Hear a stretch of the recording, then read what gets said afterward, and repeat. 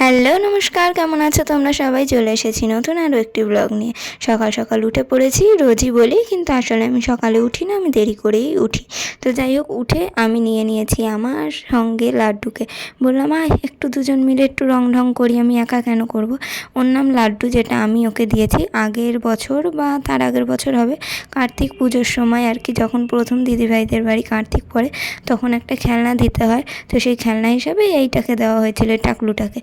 তো যাই হোক, এবার সত্যিকারের টাকলুর আগমন হতে চলেছে আমার দিদিভাইয়ের বাড়িতে। তো তাই বলে যে ওর ভালোবাসা কমে যাবে তা কিন্তু নয়, লাড্ডুর জায়গাতেই থাকবে। এরপর যে আসবে সে তো মানুষ, তোমরা বুঝতেই পারছো, আমি জাস্ট মজা করছিলাম। যাই হোক, সকাল সকাল উঠে পড়েছি। উঠে এখানে আমি একটু টুকটাক কাজ করছি। আগের দিনের ভিডিওতে তোমরা দেখেছো মা চলে গেছে, মা থাকলে হয়তো আমাকে আরও আগে ডেকে তুলে দিত, দিদিভাই আমাকে ডাকেই নি।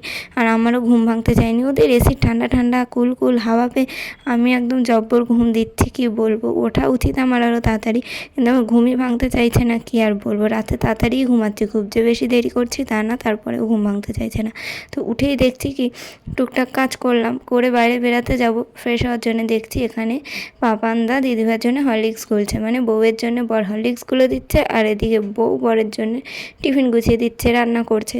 মানে দুজনেই এরকম সাপোর্টিভ না হলে হবে? তো যাই হোক, এখানে দেখো টুকটাক কাজ সেরে নিয়েছি, ওরাও কাজ বাজ সেরে এখন রেডি হচ্ছে, ডাক্তারের কাছে যাবে। এই সময় তো মাঝে মধ্যেই ডাক্তারের কাছে যেতে হয়, তো কী সব রিপোর্ট দেখাতে আর কী সব টেস্ট করাতে হয়, তো ডাক্তারের কাছে যাচ্ছে। তো ওরা চলে গেল ডাক্তারের কাছে। তারপরে বাড়ি এসে রুটি আলুর তরকারি করা হলো, মানে আলুর তরকারিটা করে রেখে গেছিলো, রুটিটা করে নিল, তারপরে আমরা খাওয়া দাওয়া করলাম। তো সকালে খাওয়া দাওয়ার পর দুপুরে কী খেয়েছি সেটা দেখাতেই আমি ভুলে গেছি। তো চলে এলাম একেবারে সন্ধেবেলায়, ফুচকা বানাচ্ছিলাম। আমি আলুটা মেখেছি, দিদিভাই টক ঝাল বানিয়েছে, আর ফুচকাগুলো মা ওখান থেকে, মানে আমাদের ওখান থেকে কিনে এনেছিলাম। তো আমরা সবাই মিলে এখানে ফুচকা খেলাম।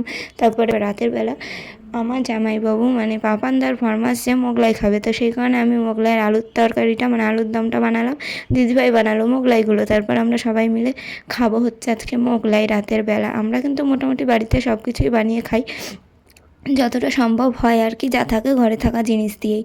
তো এখানে আমি আবারও দেখাচ্ছি যে আমার আরও বেশি বেশি করে জ্বর-ঠসা উঠছে এসিতে ঘুমিয়ে। তো যাই হোক, কিছু করার নেই, এখন জ্বর-ঠসা উঠুক আর জ্বর উঠুক, কিছুই করা যাবে না, কারণ আমার এসি ঠান্ডা সহ্য হয় না বলেই এই জিনিসটা হয়েছে।